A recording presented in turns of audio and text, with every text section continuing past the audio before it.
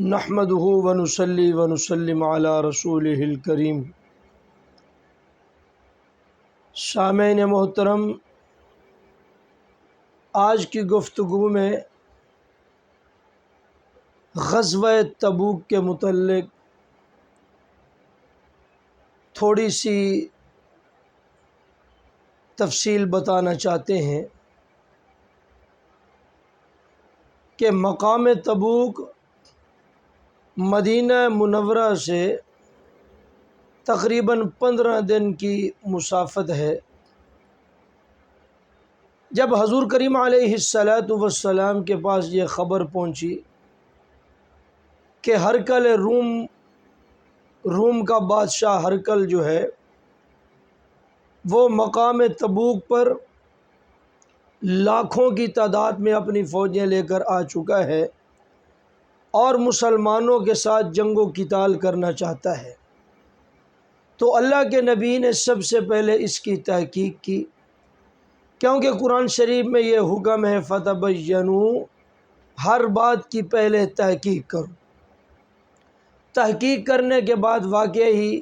خبر جو ہے وہ سچی نکلی۔ اللہ کے محبوب نے مابین مسلمانوں میں اعلان جنگ اور تیاری کا حکم دے دیا،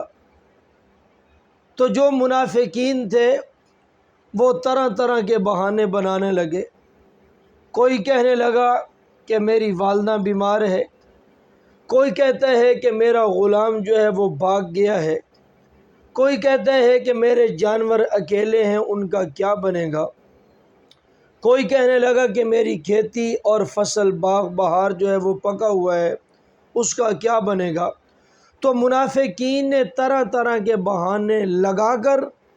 آپ صلی اللہ علیہ وسلم سے اجازت لی اور پیچھے رہ گئے، اور صحابہ کرام جو آپ کے جاں نثار تھے، جو آپ کے صرف حکموں پر ہی نہیں بلکہ آپ کے اشارات پر اپنی جانوں کو فدا کرنے والے، اپنی جانوں کو قربان کرنے والے ہیں، اس سفر کے لیے تیار ہو گئے، اور انتہائی بے سر و سامانی کا عالم ہے، بے سر و سامانی کی حالت ہے، اور نبی پاک صلی اللہ علیہ وسلم نے 10 صحابہ اکرام کو ایک سواری عطا فرمائی۔ کچھ صحابہ سوار ہوتے ہیں اور دوسرے جو ہیں وہ پیدل چلتے ہیں، پھر وہ سوار ہوتے ہیں، پھر وہ پیدل چلتے ہیں، اور بعض صحابہ ایسے ہیں کہ جن کے پاس سر ڈھانپنے کے لیے کپڑے ہی نہیں، بدن ڈھانپنے کے لیے، اپنا بدن چھپانے کے لیے مکمل لباس نہیں،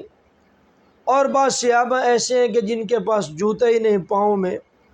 چلتے چلتے اس گرمی کی شدت والا سفر غزوہ تبوک، صحابہ اکرام کے پاؤں کے تلووں کا چمڑا جو ہے وہ ادھڑ گیا،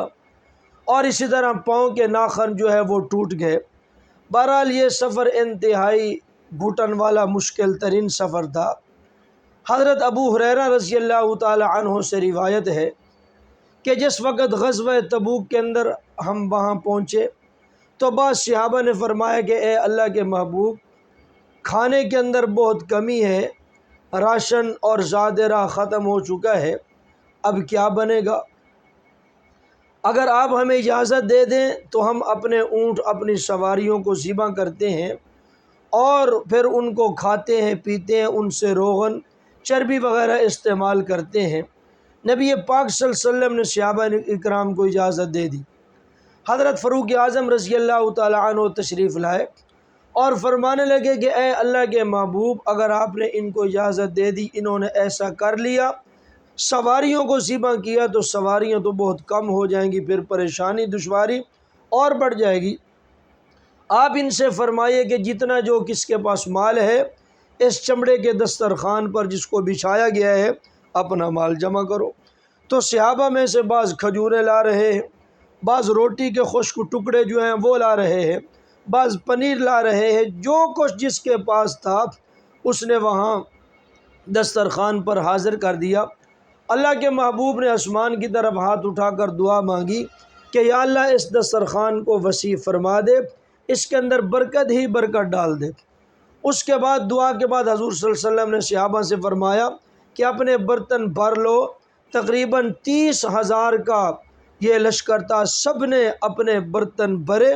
برتن بھی بھر گئے، فاضل وافر مقدار میں یہ سامان بچ گیا۔